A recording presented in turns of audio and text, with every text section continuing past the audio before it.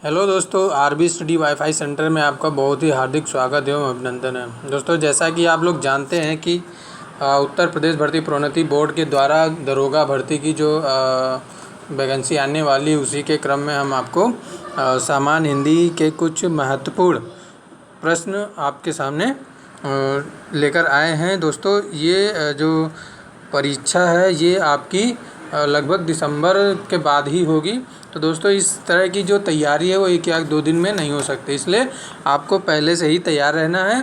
तो दोस्तों, हम ये जो प्रश्न लेकर आए हैं ये बहुत ही इम्पॉर्टेंट है, क्योंकि ये एग्ज़ाम पॉइंट ऑफ व्यू की देखते हुए इनको हम अच्छे से हल करने की कोशिश करते हैं। तो दोस्तों, मैं चाहूँगा कि जो लोग हमारे चैनल पर पहली बार विज़िट कर रहे हैं वो चैनल को सब्सक्राइब कर लें, ताकि हमारी आने वाली हर वीडियो आप तक आसानी से पहुंच सके। जी हाँ दोस्तों, देखते हैं आज का जो पहला प्रश्न है वो कौन सा है। जो स्त्रीलिंग, इनमें से आपको बताना है कि जो स्त्रीलिंग शब्द है वो इनमें से भिन्न है का मतलब जो भी अलग है वो आपको बताना है। स्त्रीलिंग शब्द तो देखते हैं, जो आपका पहला हुलास, हरकत, हमला या फिर हवाल। तो इनमें से देखते हैं जो हरकत है वो आपका स्त्रीलिंग शब्द है, क्योंकि जो लिंग होता है वो शब्द का मतलब ही होता है कि ये चिन्ह किस चीज़ का है, इसको हम कैसे पहचान सकते हैं। और जो बाकी के जो विकल्प दिए हैं वो सभी आपके क्या हैं, पुल्लिंग हैं। हरकत आपका सिर्फ क्या है, स्त्रीलिंग है। तो इसका जो राइट आंसर है वो आपका कौन सा है, हरकत। कौन सा आपका जो राइट आंसर है वो आपका है हरकत। अगला देखते हैं कौन सा है। इसमें कह रहा है सभी चिट्ठियां डाक से भेजी गईं। अब इसमें आपको बताना क्या है, बताना है कि जो इसमें करता है उस ऑप्शन को आपको चुनना है। तो इनमें से देखते हैं कि जो करता है वो कौन सा, डाक है, भेजी गई या फिर सभी चिट्ठियां। तो मैं बता दूं पहले ही आपको कि जो इसका सही आंसर है वो आपका है, क्या है दोस्तों, आपका जो सही आंसर है वो आपका है चिट्ठियां। क्योंकि जो बाकी के शब्द हैं उनके बारे में थोड़ा सा डिटेल से बता देते हैं। इसमें जो कर्ता होता क्या, वाक्य में जो शब्द काम करने वाले के अर्थ में जो आता है उसको हम कर्ता कहते हैं। और जो इसमें कारण होता है, क्रिया होती है, और भी इसमें बहुत सारी चीज़ें होती हैं। तो इसका जो राइट आंसर है वो आपका कौन सा है, चिट्ठियाँ हैं। कौन सा है, चिट्ठियाँ हैं। अगला देखते हैं क्या है। इनमें से विसर्ग संधि बताना, इनमें से विसर्ग संधि किसमें है ये आपको बताना है। निष्कर्म में, संयोग में, सदैव में या फिर ग्रीस में। तो जो आपका विसर्ग संधि होता है वो आपकी जो विसर्ग होती है वो इस तरह से कुछ लगती है, इस तरह से विसर्ग लगती है। जब हम संधि विच्छेद करते हैं, शब्द को अलग अलग करते हैं, तो जो आपका ऑप्शन ए है उसमें ही निह प्लस कर्म होता है। तो जो विसर्ग संधि है वो इसमें होगी निष्कर्म में, क्योंकि समयोग इसमें नहीं होगी, सद प्लस अय इसमें नहीं होगी, और गिर प्लस इसमें नहीं होगी। क्योंकि समयोग जो है व्यंजन संधि है, सदैव जो है वृद्धि संधि है, और जो आपकी ग्रीस है वो आपकी कौन सी है, दीर्घ संधि है। इसलिए जो विसर्ग संधि है वो आपकी किस में है, निष्कर्म में है। अगला प्रश्न देखते हैं। दुर्गा का पर्यायवाची इनमें से कौन सा है। क्या चीज़ बताना है आपको, जो दुर्गा है क्या है, ये मात्रा इस पर होगी। दुर्गा जो है पर्यायवाची इनमें से किसका है, भारती का है, श्री का है, या फिर धात्री है, या फिर ज्योत्सना है। तो इनमें से जो राइट आंसर है वो आपका जो दुर्गा का पर्यायवाची शब्द है वो आपका है क्या है, धात्री है। अब इनके अनेक जो पर्यायवाची हैं दुर्गा के बता देते हैं आपको। चंडिका, कालिका, कामाक्षी और सुभद्रा, इस तरह से ये सभी क्या हैं, दुर्गा के पर्यायवाची हैं। और जो देख लेते हैं सरस्वती, शारदा, भारती, वीणा, पाड़ी, वागीश, और चांदनी के क्या हैं, चंद्रिका, कौमुदी, ज्योत्सना। अब ज्योत्सना देख लिए किसका है, चांदनी का है। तो चंद्रकला ये सब जो है। अब लक्ष्मी, श्री जो है आपका लक्ष्मी का पर्यायवाची है। पद्मासना, सिंधुसुता और राम, रमा और कमला, ये सभी लक्ष्मी यानी श्री के पर्यायवाची शब्द हैं। अगला प्रश्न देखते हैं।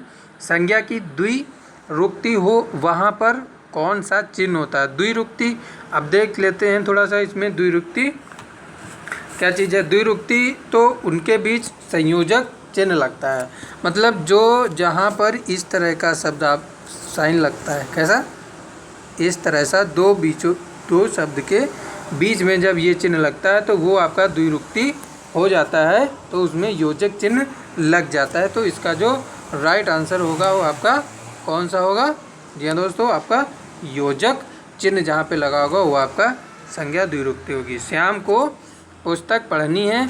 अब यह जो वाक्य है ये किस वाच्य में है? भाववाच्य में है, कर्तवाच्य में है, कर्त और कर्मवाच्य में, या फिर कर्मवाच्य में है? अब देखते हैं, इसका थोड़ा सा डिटेल देख लेते हैं। श्याम को पुस्तक पढ़नी है, तो ये तो आपका 100% ही आपको मालूम होना चाहिए कि जो श्याम शब्द है वो आपका क्या है? कर्ता है। क्या है? श्याम जो है आपका कर्ता है, इसलिए जो इसका राइट आंसर होगा वो आपका कर्तवाच्य होगा, क्योंकि कर्तवाच्य जिसमें वाक्य में जो कर्ता की प्रधानता का बोध हो वही का आपका कर्तवाच्य है। अब इसके जो है वाच्य क्या है? सकर्मक और अकर्मक क्रिया से जो बनते हैं वो आपके कर्तवाच्य होते हैं। भाववाच्य होता है, कर्मवाच्य होता है, तो ये सभी क्या हैं? आपके वाच्य हैं। तो इस तरह इसका जो राइट आंसर है वो आपका बी राइट आंसर है। अगला देते हैं, कुछ गए फोड़ा ससुर वैद्य। अब ये आपकी क्या है? एक कहावत है। क्या है? कहावत है। तो इनमें से जो इसका अर्थ है वो कौन सा सही है? दोनों में दोष होना, मरीज और वैद्य में संपर्क होना, दोनों का त्याग, या फिर धर्म संकट की स्थिति। तो इसका जो राइट आंसर होगा, धर्म संकट की जो स्थिति होती है उसी को हम कहते हैं कुजगा फोड़ा ससुर वैद्य। तो इसका जो है राइट आंसर होगा आपका डी। अगला देखते हैं, अगला क्या है? अचूक विशेषण के साथ इनमें सबसे उपयुक्त संज्ञा क्या है? अचूक विशेषण जो है आपका, तो इनमें से इसकी जो सबसे उपयुक्त संज्ञा होगी वो कौन सी होगी? चोट होगी, नेत्र होगी, निशाना होगा, या फिर जवाब होगा? अब अचूक विशेषण के साथ जो उपयुक्त संज्ञा है वो कौन सा है? निशाना है आपका। कौन सा है? निशाना। इसलिए आपका आंसर भी आपका सी सही होगा। अब देख लेते हैं, जबकि जो चोट है वो आपका किस लिए? गंभीरता के लिए, और जो सुंदर है वो आपके जवाब यानी तथा जवाब के लिए जो है वो अच्छा है, और नेत्र के लिए सुंदर है, और चोट के लिए गंभीर होती है। तो ये जो है आपका राइट आंसर ऑप्शन सी हो जाएगा। अगला देखते हैं, क्रियार्थक संज्ञा जो होती है वो किस रूप में होती है? जो क्रियार्थक संज्ञा होती है वो किस रूप में होती है? बहुवचन पुल्लिंग में, एकवचन पुल्लिंग में, एकवचन स्त्रीलिंग में, या फिर बहुवचन स्त्रीलिंग में होती है क्रियार्थक संज्ञा। अब देख लेते हैं इसका जो राइट आंसर है। थोड़ा सा बता देते हैं आपको, जो क्रियार्थक संज्ञा सदा मतलब हमेशा जो वो होती है वो आपकी एक वचन पुल्लिंग में ही होती है। किसमें? तो इसका जो राइट आंसर होगा वो आपका आंसर बी होगा। अगला देखते हैं, जो दुकाल है उसमें उपसर्ग क्या है? अब दुकाल में जो उपसर्ग है वो कौन सा होगा ये आपको बताना है। तो जो दुकाल है वो उर्दू, फारसी, हिंदी या अरबी उपसर्ग है। ये मतलब किस भाषा का उपसर्ग है? तो ये जो आपका है वो आपका कौन सा है? हिंदी जो है उपसर्ग है, इसलिए इसको हिंदी भाषा का शब्द है, इसलिए इसको हम हिंदी उपसर्ग कहते हैं। अगला क्या? देश शब्द इनमें से कौन सा है? तारीख है, डिबिया है, सूरज है, जन्म है। अब देख लेते हैं जो देश शब्द क्या होते हैं। जो अब देश शब्द कहते हैं उन्हें जो हमारे देश में ही उसका विकास हुआ हो, जन्मा हो, तो उसको हम देशज शब्द कहते हैं। तो इनमें से जो डिबिया है उसको हम क्या कहते हैं? ये हमारा देशज शब्द है। तो बाकी के ये देशज शब्द नहीं है, इसलिए हम जो राइट आंसर है वो आपका कौन सा बताते हैं? डिबिया है। अगला देखते हैं, जो आपका जो विदेश में जन्मा हो वो विदेशज होता है। अरबी जो है, तारीख जो है आपका अरबी है, और इस तरह से। अगला प्रश्न देखते हैं, कौन सा व्यंजन संधि नहीं है? जी हाँ दोस्तों, अभी हमने बताया आपको कि जो व्यंजन संधि और जो स्वर संधि है, विसर्ग संधि, उसके बारे में थोड़ा सा बताया था। तो देख लेते हैं इसे, उद्वरण, तद्धित या वागल या फिर रसायन इनमें से नहीं है। तो जो रसायन है इसमें व्यंजन संधि नहीं है। बाकी सब में अगर आप इसको विच्छेद करते हैं तो आपकी कौन सी संधि मिलेगी? व्यंजन संधि मिलेगी। तो इसका जो राइट आंसर है वो आपका रसायन है। क्योंकि बता दूं दोस्तों, जैसे उद्वरण है उसमें क्या होता है? क्या होता है? उत प्लस हरण। क्या होता है? उत प्लस हरण होता है। इसी तरह तद्धित में तत् प्लस हित होता है। इसी तरह वाक जाल में वाक प्लस जाल होता है। तो इस तरह से इसका जो राइट आंसर होगा आपका रसायन होगा। अगला देखते हैं, स्तुत्य का इनमें से विलोम क्या है। स्तुत्य क्या होता है ये भी देख लेते हैं। स्तुति का जो विलोम होगा आपका वो होगा हे, वास, हास, हानि ये सब नहीं होंगे। तो जो बता दूं मैं आपको, जो हानि का विलोम है वो लाभ होता है, हास का रुदन होता है। तो जो स्तुत्य है उसका क्या होगा, हे होगा। स्तुत्य का विलोम क्या होगा, हे होगा। तो आपका राइट आंसर सी होगा। अगला देखते हैं, खगेश का पर्यायवाची क्या है इनमें से। जो खगेश है वो इसका पर्यायवाची क्या होगा, वासुदेव होगा, वाक होगा, वैनते होगा या फिर विधु होगा।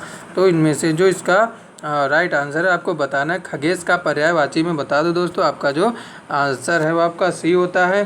तो आपको बता दूं कि जो अन्य पर्यायवाची हैं खगेश के, खगपति, विषमुख, सुपर्ण और उर्गारी और इस तरह के जो भी हैं और भी होते हैं। अब बता दूं कि ये जो वासुदेव है ये आपके कृष्ण, कंसारी, दामोदर, केशव, गोपाल ये सब किसके, कृष्ण के ये वाले हैं, वासुदेव वाले। और क्या है आपका जो वाक है वो आपका किसका है, सरस्वती का पर्यायवाची है, क्योंकि सरस्वती की पर्यायवाची हाटक, भारती, शारदा, वागेश्वरी, वाक, विमला इस तरह से होते हैं। और जो आपका विधु है वो चंद्रमा का पर्यायवाची है।